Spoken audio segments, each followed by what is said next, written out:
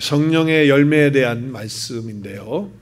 앞으로 계속해서 성령의 열매 9가지의 그 열매 시리즈로 말씀을 함께 나누려고 합니다. 느헤미야 강해를 우리가 18번에 거쳐서 우리 함께 말씀을 나눴는데 이제 성령의 열매인 9가지를 말씀으로 한 가지 한 가지 조명하면서 우리의 삶을 돌아보고 또 우리의 삶 속에 구체적으로 이 말씀들이 적용되어지고 실천되는, 그래서 열매를 진짜 맺는 그런 역사가 있어지기를 바랍니다. 인간에게 있어서 가장 신비로운 단어 한 가지를 꼽으라고 한다면 저는 사랑이라고 그렇게 말할 것입니다. 많은 사람들이 생각을 합니다.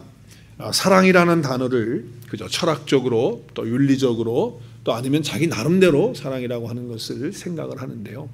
사실 이 사랑이라고 하는 단어는 정말 신비로운 단어입니다. 추상적인 그런 단어가 아닙니다. 정말 하나님께서 우리에게 주신 이 사랑의 단어는요, 이 사랑이라고 하는 것은요 정말 신비로운 거예요. 여기에 대해서 여러분 뭐 토를 달거나 의의를 제기할 분이 계신가요?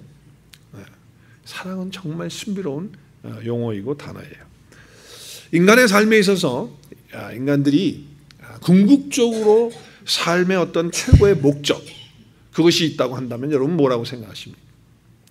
아마도 행복일 것입니다.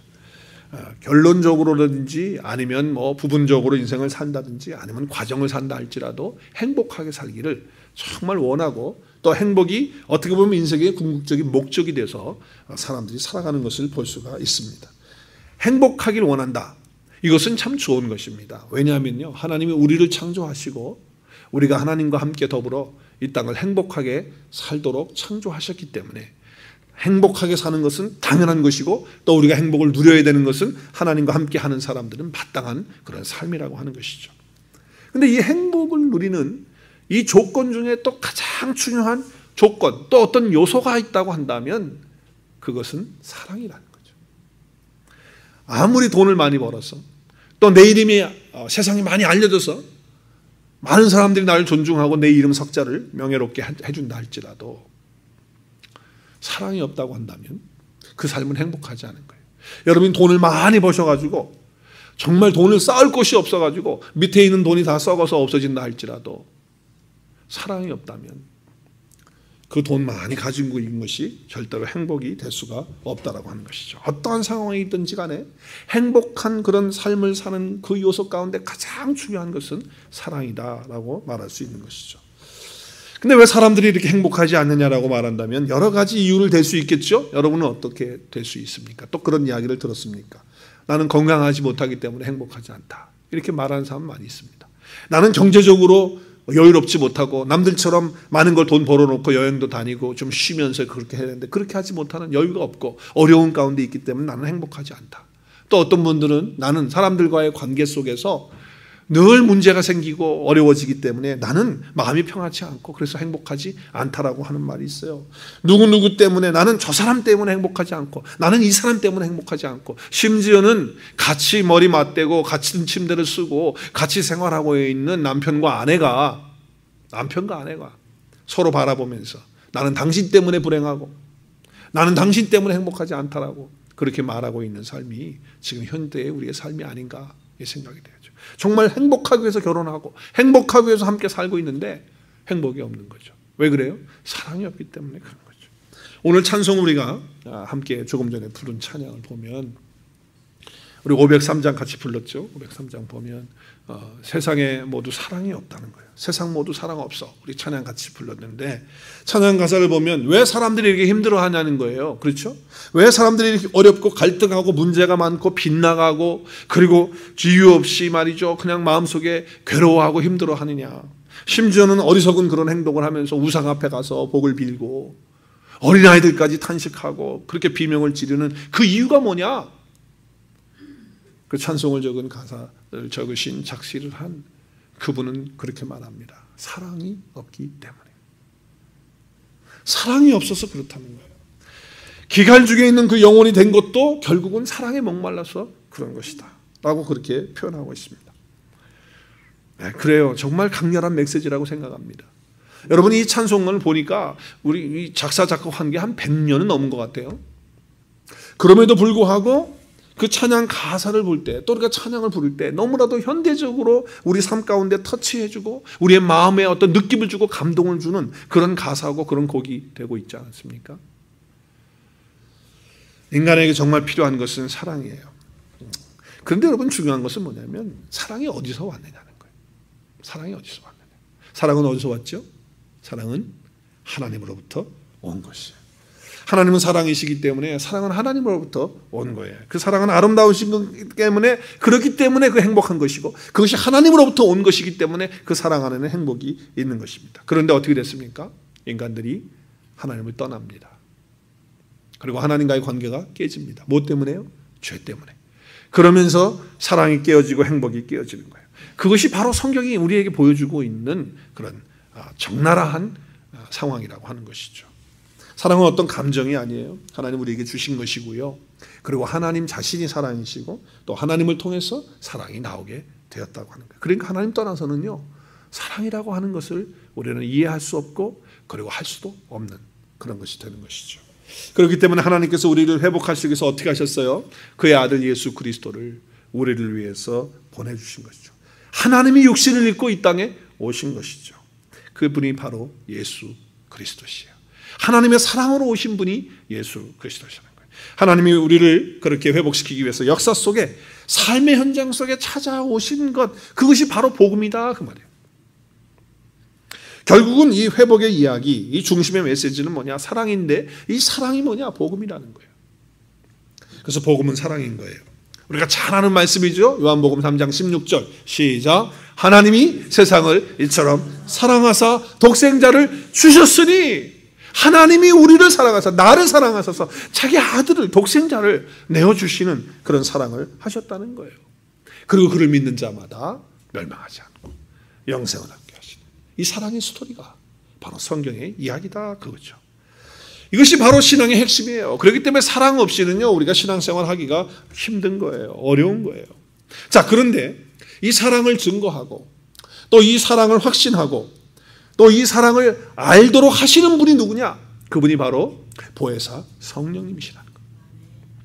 모든 피 흘림의 역사가 나 때문에, 예수님이 십자가에서 피 흘리신 이유, 죽으신 이유는 내 죄 때문에, 나 때문에 그렇게 하셨다라고 확증해 주시는 분이 누구냐? 성령님이시라는 거예요.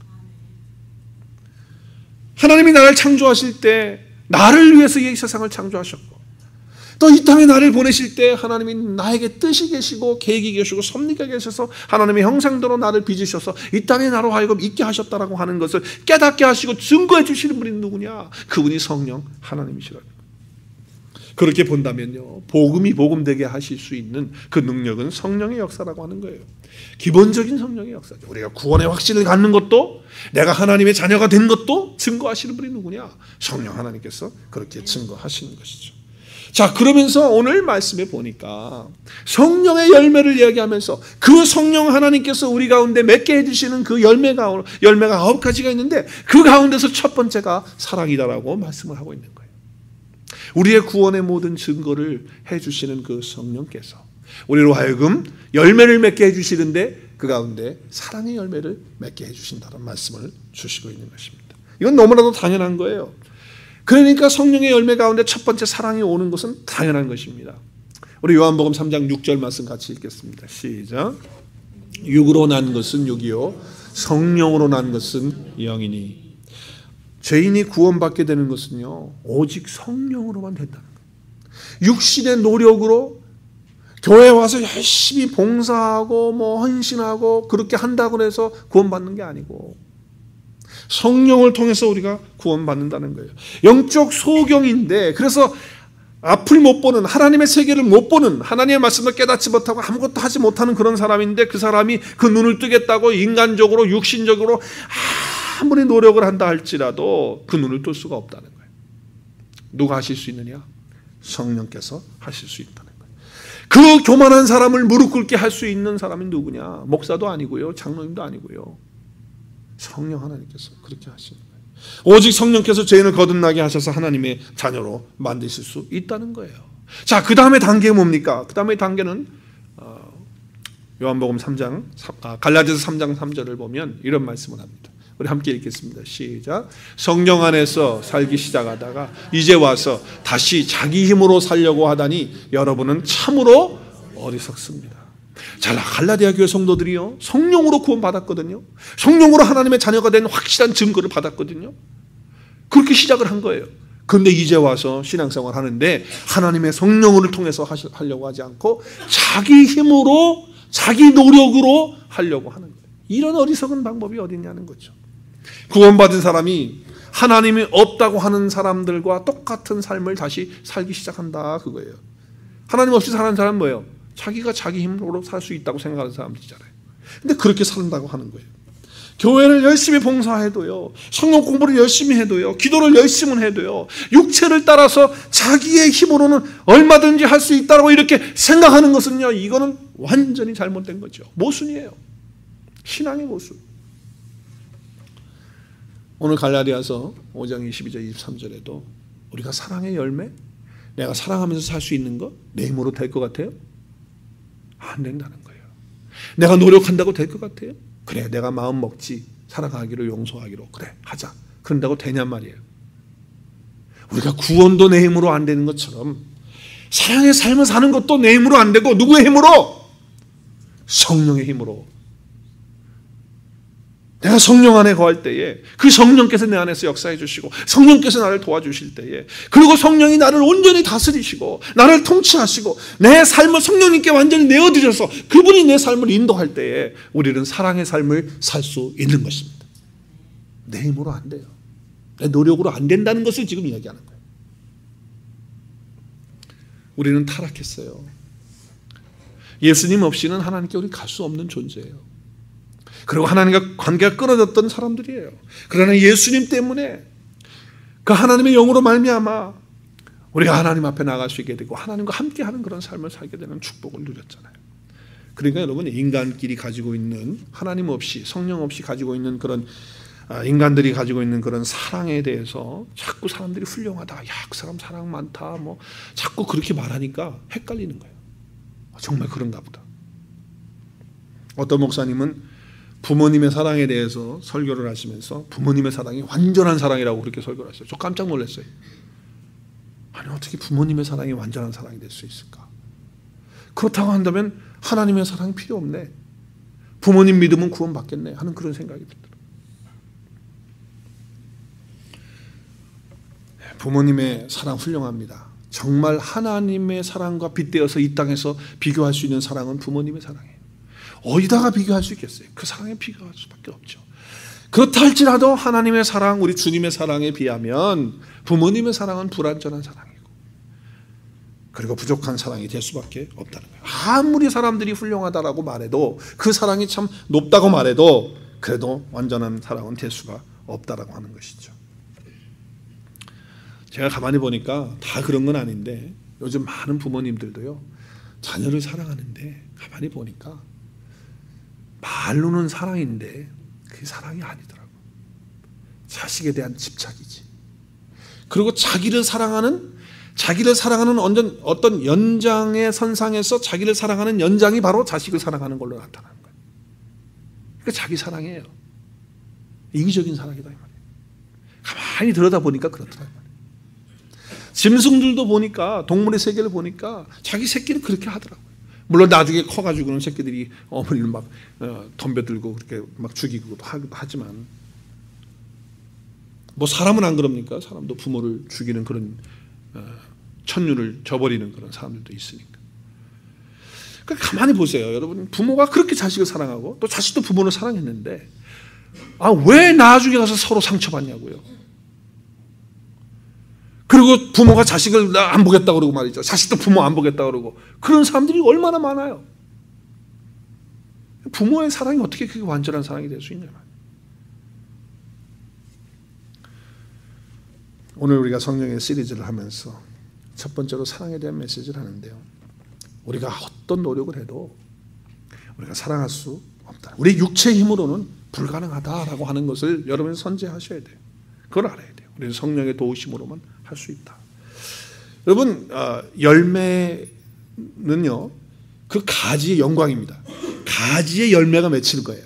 그러니까 가지의 영광은 열매를 맺힐 때 그 가지가 영광을 받는 거예요. 근데 그 가지가 열매를 맺지 못하면 영광도 없고 가지의 그런 존재도 없는 거죠. 그렇죠? 그런데 열매는 가지가 맺기를 하지만 맺기는 가지가 맺어요. 그렇지만 그 가지가 열매를 따먹습니까? 그런 건 아니잖아요. 열매는 누가 가져가요? 농부가 가져가는 거예요. 우리의 삶도 마찬가지예요. 우리가 정말 성령으로 통해서 사랑의 열매를 맺으면 우리에게 영광이 됩니다. 가지의 열매는 영광이니까. 그런데 그걸 우리가 차지하느냐? 아니에요. 그 사랑의 열매는 하나님이 거두가시고요.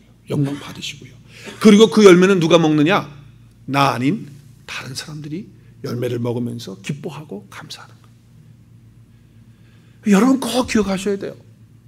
열매, 정말 가지가 열매를 맺을 때 영광을 받는 것이지만, 그렇지만 그 열매는 누가 먹는 것이냐면 하나님이 받아가시는 거고, 그리고 옆에 있는 내 주변에 있는 사람들이 그 열매의 맛을 맛보고 누리는 거예요. 여러분이 잃어버린 영혼을 진정으로 사랑해서 복음을 전파했다면 그것은 하나님을 위해서 한 것이고 하나님이 그렇게 거두어 가실 것이라고 하는 거예요. 성령의 열매는 기억하십시오. 나를 위해서 있는 것이 아니고 성령의 열매는 하나님과 다른 사람을 위해서 있다라고 하는 거예요. 사람들은 생각합니다. 사랑을 논리적으로 철학적으로, 그래서 사랑에 대해서 말도 하고 뭐 여러 가지 말하고 뭐 시도 쓰고 노래도 만들고 뭐 여러 가지 것들을 많이 합니다. 근데 어떤 경우는 사랑에 대해서 명령적으로 사랑을 해야 되니까 순종하는 쪽으로 율법적인 그런 태도를 가지고 하는 경우도 있습니다. 그러나 우리가 사랑에 대해서 말할 때 이것은 어떤 명령이니까 하는 것이고 또 이렇게 사랑하면 복 받으니까 하는 거고 그런 게 아니에요. 사랑은요, 하나님께서 나를 사랑하셨기 때문에 하는 것이 돼야 되는 거예요. 할렐루야. 그것이 복음이에요. 하나님이 나 같은 것을 지금도 사랑하신다. 하나님이 나 같은 것을 사랑하셔서 자기 아들까지 내어주신 분이 하나님이시다. 내가 어떤 존재인데 나를 이렇게 사랑하실까? 라고 하는 그 사랑의 감격이 내 마음에 올 때 우리는 사랑할 수 있는 사람이 되는 거예요. 그래서 우리가 사랑의 열매를 맺으려면 성령님이 우리를 도와주시는 것인데 그 성령님 안에서 우리가 어떤 마음을 가져야 되느냐? 그 첫 번째는 뭐라고요? 하나님이 나를 얼마나 이렇게 사랑하시는가 하는 것을 늘 깨닫고 감사하고 감격하는 그런 은혜 가운데 있는 거예요. 그렇게 될 때 우리는 사랑의 열매를 맺을 수가 있는 거예요. 우리 로마서 5장 8절 같이 읽겠습니다. 시작. 우리가 아직 죄인 됐을 때에 그리스도께서 우리를 위하여 죽으심으로 하나님께서 우리에 대한 자기의 사랑을 확증하셨느냐. 십자가에서 무엇을 확증하셨다고요? 십자가에서 하나님의 그 사랑을 우리에게 확실하게 보여주셨어요. 근데 언제 보여주셨어요? 언제? 내가 죄인 되었을 때, 내가 연약하고 내가 부족하고 내가 병들고 내가 돈이 없고 그럴 때 주님께서 나를 사랑하셨다. 사랑의 증거, 그 증거를 십자가에서 우리에게 보여주셨다는 거예요. 이 사랑을 내가 깨닫고 이 사랑 가운데 거하고 이 사랑 안에 감격이 있는 사람이야 말로 사랑할 수 있는 자격이 있고 또 사랑할 수 있는 능력이 있다는 거예요. 우리는 가끔 이런 생각을 해요. 하나님이 나를 사랑하신다면 돈을 좀 많이 주시든지, 하나님 나를 사랑하신다면 좀 건강을 좀 남들보다 좀 더 건강하게 하신다든지, 하나님이 정말 나를 사랑하신다면 성공적인 그런 삶을 나에게 좀 주신다든지, 그래야 나를 사랑하는 거지. 뭘 나를 사랑한다고 해서 뭐 예수님 십자가 못 박는 게 나하고 무슨 관계 있어? 십자가에 예수 매달아 놓고 내가 너를 사랑한다라고 그래? 아유, 그게 무슨 사랑이야? 하나님 참 답답하시네. 나에게 돈을 준다든지 명예를 준다든지 뭘 주시고 나서 사랑한다고 하면 내가 좀 믿겠는데. 여러분, 십자가에는 하나님의 사랑이 담겨 있고 그 십자가 안에서 우리는 의롭다 하심을 얻었습니다. 할렐루야. 내 죄사함이 그 십자가 안에서 해결되었습니다. 할렐루야. 그것보다 더 큰 사랑이 어디 있냐 이 말이에요. 여기서 우리가 알아야 될 것은 우리가 어떤 처지의 사랑을 받았느냐는 거예요. 어느 수준에 있을 때? 죄인 되었을 때, 내가 연약할 때, 돈 없을 때, 사람들이 나 알아주지 않을 때, 내가 외롭고 쓸쓸할 때, 그때 주님이 나를 사랑하셨다. 십자가 안에 계시된 그 하나님의 사랑을 우리가 정말 깊이 체험하고 또 성령의 은혜 가운데 걸 때 우리는 사랑의 열매를 맺을 수 있습니다. 다시 말씀드립니다. 사랑하는 것은 내 노력으로 불가능하다. 성령의 도우심 가운데 그 복음 안에서 하나님이 나를 얼마나 사랑하시는가 그 사랑을 깨달을 때, 그리고 그 사랑에 깊이 들어갈 때, 감격할 때 사랑할 수 있다. 이것은 명령도 아닙니다. 사랑하면 복받기 때문에 하는 것도 아닙니다. 하나님이 나를 사랑하신다고 하는 그 복음의 메시지가 나에게 진짜로 올 때 가능해지는 것이라는 거예요. 요즘 책에는요 많은 그런 글들이 있는데 이런 글들도 많더라고요. 책 제목도 많고, 당신의 아내를 사랑하십시오. 얼마나 아내를 사랑하지 않으면 당신의 아내를 사랑하라고 하는 문구가 그렇게 있겠어요. 근데 여러분, 아내를 사랑하는 거를 남편들이 몰라서 사랑하지 않습니까? 아니, 남편이 아내만 사랑하는 거 몰라가지고 바람피고 외도합니까? 다 알잖아요. 아는데 사랑할 마음이 없는데 어떻게 해? 마음이 없는데, 마음에 사랑할 마음이 없어서 그러는 걸 어떡하냐 말이에요. 상식적으로 몰라서 그러는 거 아니잖아요. 다 알잖아요.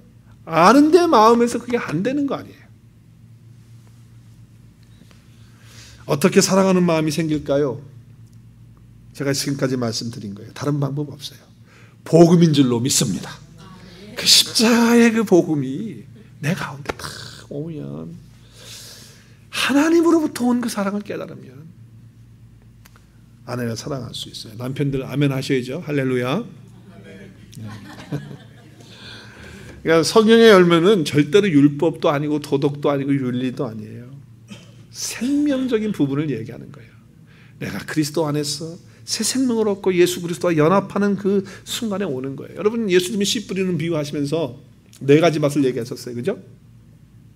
첫째 길가, 두 번째 돌짝밭, 세 번째 가시밭, 그리고 네 번째 좋은 밭, 옥토를 얘기했어요. 근데 길가나 뭐 다 이거 다 나쁜 밭이에요. 그죠? 길가, 돌밭, 이거 열매 못 맺어요. 좋은 것만 열매를 맺어요. 자, 그런데 좋은 땅을 계속 갈구고 거기다가 거름 주고 또 물 주고 좋은 땅에다 막 그래요. 그럼 열매 맺어요? 좋은 거? 안 돼요. 아무리 좋은 땅이라고 하더라도 거기에 뭐가 들어가야 돼요? 씨가 들어가야 돼요. 생명이 들어가야 돼요. 씨가 들어가야 그 좋은 땅에서 꽃을 피고 열매를 맺고, 그래서 아름다운 그런 삶이 이루어져서 30배, 60배, 100배를 거두는 거예요. 밭이 좋다고 저절로 생명이 이루어지는 것이 아니란 말이에요.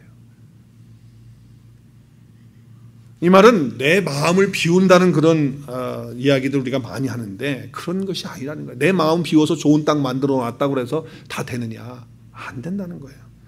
언젠가 제가 성도님하고 탁구를 한번 치게 됐어요. 제가 저쪽에서 탁구를 종종 쳤는데 오랜만에 해서 그런지 몰라도 이 탁구가 잘 안 되더라고요. 자꾸 넘어가는 거야. 맞아가지고 탁 해서 상대방이 못 치게끔 해야 되는데 자꾸 내가 실수를 해서 점수를, 포인트를 잃어요. 은근히 화가 나는 거예요. 그래도 내가 탁구 좀 한다고 하는데 이게 왜 이렇게 안 될까?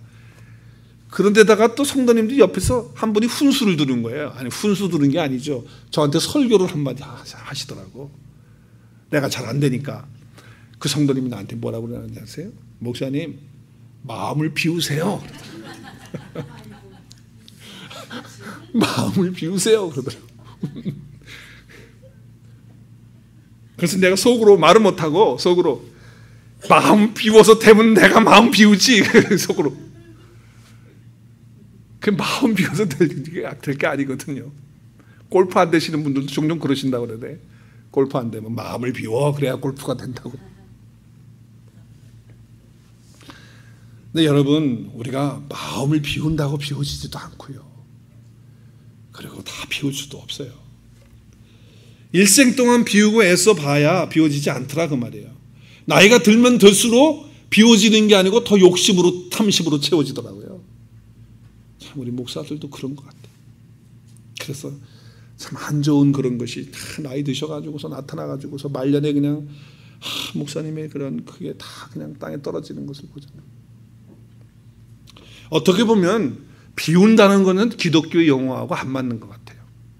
물론 그런 부분들도 우리가 해야죠. 가난하게 되어지는 그런 부분들도 있지만 기독교의 복음은 오히려 채우는 것인 줄로 믿습니다. 채워야 돼요. 뭘로 채워요? 성령으로 채우고 말씀으로 채워야 돼요. 내 마음속에 하나님의 말씀을 채우면, 하나님의 영을 채우면, 하나님의 은혜를 내 마음을 채우면 그 모든 것이 가능해질 줄로 믿습니다. 비우려고 하지 말고 채워야 돼요. 말씀으로 가득 채울 때요, 내 마음속의 욕심이 도망가고 하나님의 은혜로 내 마음을 충만하게 채울 때 잡다하고 더럽고 추한 것들이 떠나가게 될 줄로 믿습니다. 하나님의 말씀으로 은혜로 채워야 돼. 사랑함으로써 미워하는 것도 다 넘어가야 돼. 미워하지 않겠다. 그래, 잃어버리자. 내가 비우자. 그래 내가 비우지. 그래 내가 용서하지. 그렇게 애써보세요. 되나? 꿈속에도 그 미운 사람이 나오는데 어떻게 그게 잊혀지냐고요. 또 그 사람을 이렇게 안 볼 때는 그래 내가 비워 잊어버려 그래. 근데 그 사람 딱 보는 순간에 어떻게 해요? 다시 올라오는데 그게 비워진 거예요? 이것이 어렵다는 거예요. 나는 벌써 그 사람 잊어버렸어. 오케이, 나 그 사람 잊어버리고 살아. 그래. 그렇게 생각했는데 어느 순간에 갑자기 그 사람 이름이 탁 떠오르면서 기억나는데 어떡할 거냐.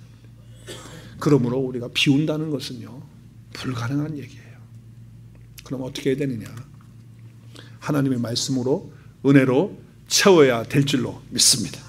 성령으로 채우셔야 돼. 그래야 우리의 마음을 다스릴 수 있고 성령 안에서. 자, 첫 번째는 우리가 성령의 열매를, 사랑을 잘 맺기 위해서는 어떻게 하자고요? 복음을 깨달아야 돼.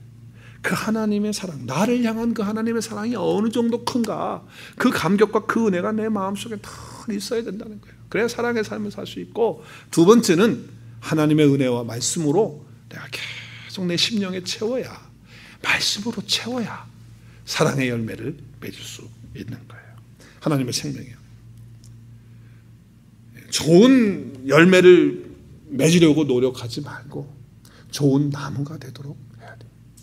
오늘 많은 사람들은요, 그저 좋은 열매 갖겠다고 막 노력을 해요. 근데 그게 아니에요. 좋은 나무가 되면 좋은 열매를 맺게 돼 있어요. 우리 주님이 그래서 마태복음 7장에서 이렇게 얘기를 하세요. 함께 읽겠습니다. 시작. 이와 같이 좋은 나무마다 아름다운 열매를 맺고 못된 나무가 나쁜 열매를 맺나니, 좋은 나무가 나쁜 열매를 맺을 수 없고 못된 나무가 아름다운 열매를 맺을 수 없느니라. 내 마음속에 하나님의 말씀으로 채워지고 하나님의 은혜로 채워지면 아름다운 말씀의 열매들이, 성령의 열매들이 맺혀지게 되는 거예요. 할렐루야. 내가 노력해서 그래 착하게 살아, 선하게 살아, 내 용서하며 살아, 내 인간의 노력으로 100번 해보시고 마음 비워보세요. 되나? 안 돼요. 또 올라오지. 좋은 나무가 돼야 돼요.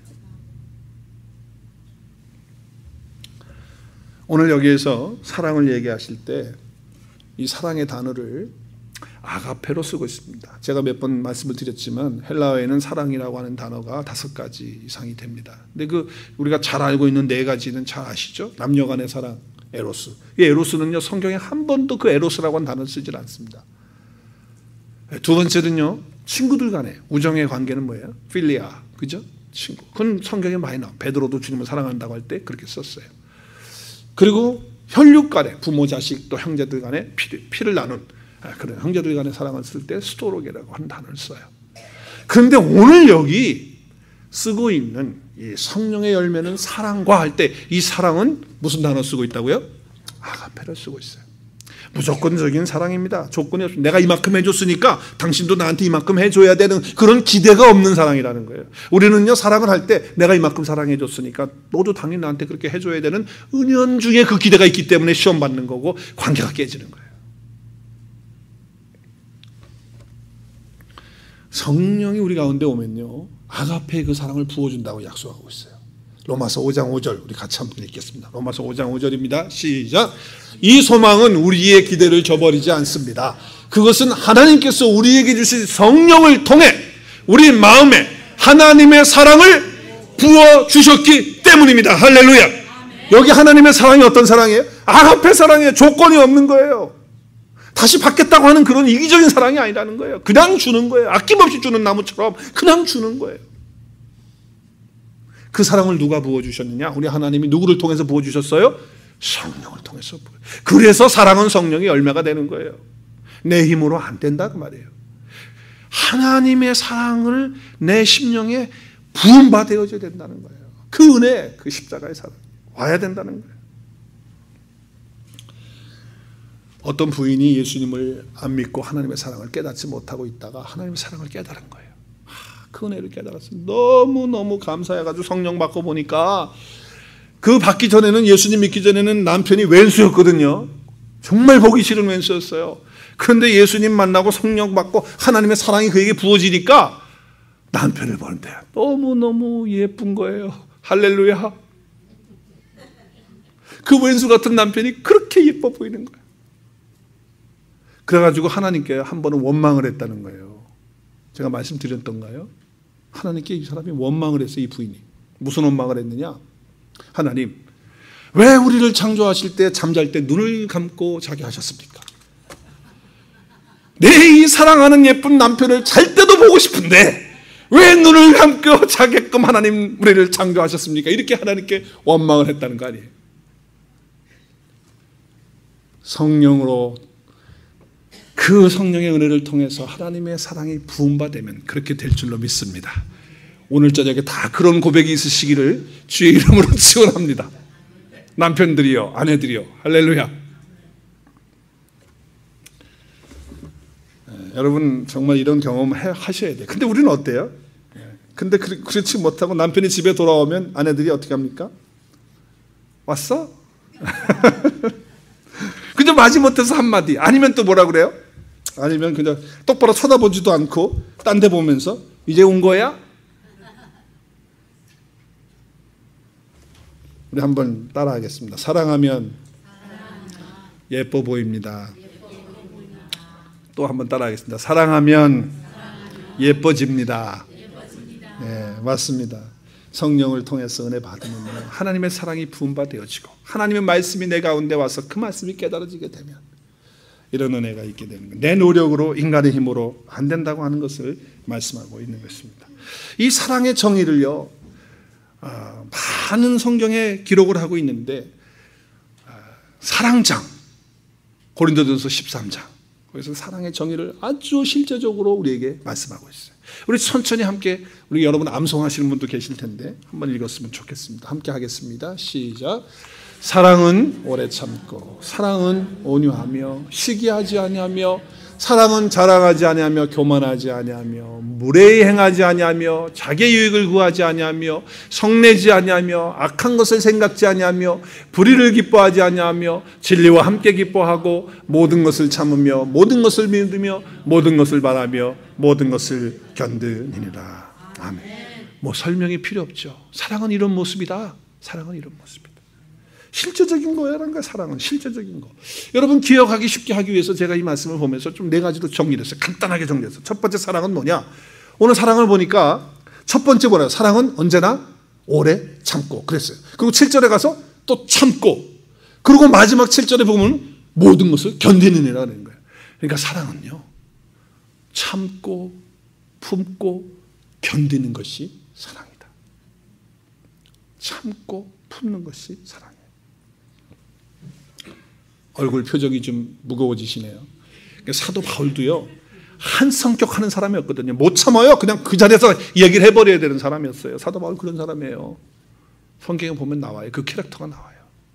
그런데 성령의 은혜를 받고 체험하고요, 이분이 달라져요. 참아요. 그리고 품어주고 견뎌줘요. 그게 사랑이에요. 두 번째는요, 사랑은 겸손하고 섬기는 것이다 라고 얘기를 하는 거예요.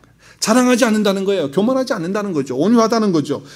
자기 거 내세우지 않고요, 말할 때도 눈 깔면서 말이죠, 막 이러지 않는다는 거예요. 사람 부를 때도 막 이렇게 뭐 손가락으로 까딱까딱 하고 그러지 않는다는 거예요. 모든 삶이 겸손하다는 거예요. 그리고 무례히 향하지 않는 거예요. 무례히 막 함부로 말하지 않는단 말이에요.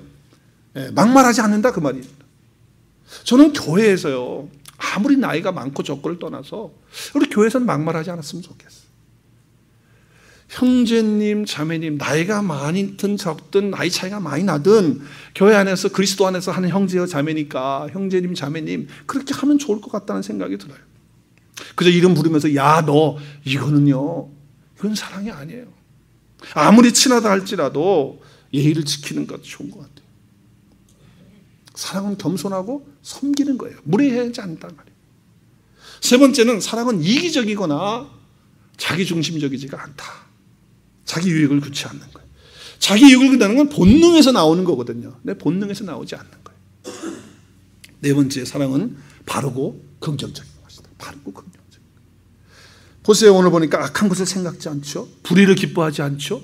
그리고 진리와 함께 기뻐하는 거예요. 아주 기뻐하는 긍정적인 건데 바르면서 긍정적인 거예요. 사랑은 어떤 것이냐? 참아주고 품어주고 끝까지 견뎌주는 거예요. 사랑은 뭐냐? 겸손하게 섬기는 것이다. 사랑은 뭐냐? 이기적이고 자기중심적이지 않은 것이다. 사랑은 뭐냐? 바르고 긍정적인 것이다 라고 얘기하고 있습니다. 성령 받은 사람이요 못 참고 핏대 올리면서 팍 올라가면 그러면 우리 안에 계신 성령님이 그때부터 괴로워하시고 탄식하시는 거예요. 자, 우리가 성령의 은사를 이렇게 열매를 받으면요, 그 사랑이 있게 되면 그 사람은 어떤 사람이 되느냐? 고린도전서 오늘 13장 11절에 보면 장성한 사람이 된다는 거예요. 어린아이의 말을 안 한다는 거예요. 이제 더 이상 어린아이와 같이 그렇게 행동하지 않는다는 거예요. 어린아이 같이 그렇게 깨닫지 않고요, 어린아이 같이 생각하거나 어린아이 같이 그렇게 하지 않는다는 거예요. 장성한 사람이 된다는 거예요. 그러니까 감정에 의해서 자기의 삶이 오락가락하지 않는다는 거예요. 어린아이는 그렇잖아요. 좀 기분 나쁘면 울어버리고 그러지 않는다는 거예요. 성숙한 사람. 그래서 어떻게 해요? 장성한 사람은 어린아이의 일을 버리는 거예요. 성령의 열매, 사랑의 열매를 가진 사람은 그런 거예요. 그래서 사랑은요, 인격적이고 그리고 영성적이고 그리고 인간 됨됨이가 바로 된다는 거예요. 그래서 아가페의 사랑이 우리 가운데 오게 된다는 거죠. 자, 이런 사랑이 오게 되면요, 다른 사람을 긍휼히 여겨요. 사랑하게 돼요. 그리고 특별히 하나님을 알지 못하는 죽어가는 영혼을 볼 때 정말 섬겨주고 싶고 그 영혼을 주님 앞으로 인도하고 싶은 마음이 생기는 거예요. 제가 한 영혼을 구원하기 위해서 수고를 아끼지 않았던 감동적인 그런 이야기 하나가 있어요. 제가 그걸 읽으면서 정말 눈에 눈시울이 뜨거워지더라고요. 미스 탐슨이라고 하는 분이 있는데 이분은 미국의 주일학교, 교회에서 주일학교 교사였고 그리고 중학교 선생님이 있었어요. 자기 학생들 가운데 하나 아이가 테디 스텔데드라고 하는 아이가 있었는데, 테디라고 하는 학생이 있었는데 결석을 너무 많이 하는 거예요. 그리고 하루는 무단 결석을 했어요. 그래서 집에 전화를 했더니 전화도 안 받아요. 그래서 주소를 가지고 집에 찾아갔어요. 찾아가니까 이 집안이 엉망인 거예요. 아버지는 알코올 중독자로 그냥 그렇게 살고, 그리고 엄마는 그게 너무 싫어서 집을 나간 그런 상태에 있고, 지금 그 학생 테디는 방 안에서 구석에서 자고 있는 거예요. 집에 가니까. 그래서 테디를 깨워서 이야기를 나눴어요. 그리고 그 다음 날도 학교 끝나면 그 테디를 찾아가고 또 그 다음 이튿날도 또 가고, 그래서 계속 어김없이 갔습니다. 그러다가 이제 그 테디 학교가 나오게끔 하기 위해서 이런 선생님이 얘기를 해요. 테디야, 선생님이 한 가지 소원이 있다. 이 소원을 좀 꼭 네가 들어줬으면 좋겠다. 그 소원은 뭐냐면, 내가 반에서 출석을 부를 때 네 이름 부르면 선생님 나 여기 왔어요. 왜 미국 사람들은 예스도 하지만은 Teacher I'm here 그러잖아요. 그죠? 나 여기 왔다고. 그렇게 좀 네가 이야기를 해주면 내가 정말 소원이 없겠다. 이렇게 간곡히 부탁을 했어요. 그래서 선생님의 그 사랑 앞에 이 테디가 마음이 움직여서 학교를 나온 거예요. 그래서 학생들 부르는 거예요. 바비, 토니 막 이렇게 부르니까 yes, 그리고 I'm here 막 이렇게 얘기를 하는데 이제 자기 이름이 선생님 부르는 거예요. 테디 그러니까 I'm here. 딱 그랬어요. 나 여기 있다고. 그때 선생님이 마음이 뭉클하면서 선생님 눈에 눈물이 흐르는 거예요. 그런데도 며칠 후에 또 테디가 학교를 안 나오는 거예요. 그래서 왜 얘가 학교를 또 안 나왔을까? 그래서 집에 또 가보니까 집에 없어요. 그리고 술이 곤드레 만드레 되어 있는 아버지만 있는 거예요. 그래서 물으니까 아이가 병원에 가 있다. 병원에. 그래서 선생님이 병원을 수소문에 주소를 받아가지고 병원에 갔더니 의사가 하는 얘기가 테디가 뇌암에 걸렸다는 거예요. 얼마 살지 못한다는 거예요. 그래서 그 선생님은 매일 방과 후에 병원을 들려서 그 아이를 위해서 기도해주고 그리고 따뜻한 말을 해주고 그렇게 했습니다. 그랬더니 테디가 하루는 그러더래요. 선생님, 제가 제 병을 알아요. 저는 이제 학교 다닐 수가 없어요. 그리고 얼마 살지 못할 것 같아요. 이렇게 얘기를 합니다. 그때 선생님이 그렇게 얘기를 합니다. 그래, 네 말이 맞아. 너 학교 나올 수 없을지도 몰라. 그러나 천국에는 갈 수 있어. 천국에 예수님이 계시는데 그 예수님이 사람들의 이름을 부른단다. 그때 선생님이 학교에서 학생들 이름을 부를 때에 네 하고 나 여기 있다고 그렇게 했던 것처럼 예수님이 이름을 부를 때 나는 네가 예수님 나 여기 왔어요 이렇게 대답할 수 있는 아이가 됐으면 좋겠다 이렇게 얘기를 했어요. 그랬더니 그 테디가 그러는 거예요. 예수님, 선생님 저는 예수님에 대해서 몰라요. 그때 테디 선생님이 가져왔던 성경을 펴서 하나님의 사랑이 어떠한 것인지, 예수님이 왜 이 땅에 오셔서 우리의 죄를 위해서 십자가에 죽으셔야 되는지, 그리고 부활하셔서 우리에게 생명을 주셨는지 그 설명을 쫙 복음을 전한 거예요. 그때 이 테디는요 선생님의 그 사랑에 녹아서 마음을 활짝 열고 예수님을 자기의 구원자로, 자기 하나님으로 영접하게 된 거예요. 그리고 얼마 후에 그 탐슨 선생님이 학교에서 수업을 하고 있는데 사무실에서 학부모가 전화가 왔다고 전화를 받으라는 거예요. 누구냐면 테디 아빠예요. 그 술주정뱅이고 알코올 중독자로 살았던 사람인데 자기 아들이 이제 죽게 됐다고 하니까 병원에 온 모양이에요. 그리고 집을 나갔던 엄마도 병원에 와 있는 거예요. 그래서 뭐라고 전화가 오냐면 지금 테디가 곧 죽을 것 같다.